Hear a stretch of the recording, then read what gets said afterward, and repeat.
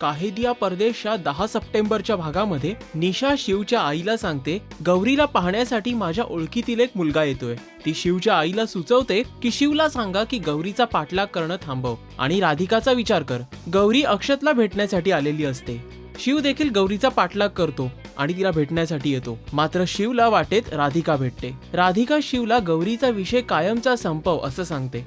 शिव गौरी आणि अक्षतला जाऊन भेटतो तेव्हा गौरी शिव आणि राधिकाची ओळख करून देते. शिव मात्र राधिकाला सांगतो की गौरी अक्षत सोबत अजिबात खुश नाहीये आणि तो मुलगा प्रचंड उद्धट आहे.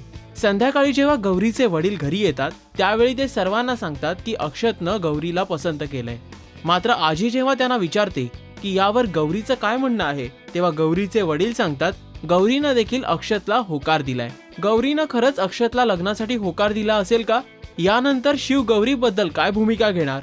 राधिका पुन्हा शिवचं मन वळवण्यात यशस्वी होऊ शकेल का? हे जाणून घेण्यासाठी पाहत रहा या मालिकेचे अपडेट्स फक्त राजश्री मराठीवर. हाय, मी Bhushan Pradhan. Please subscribe to Rajshri Marathi.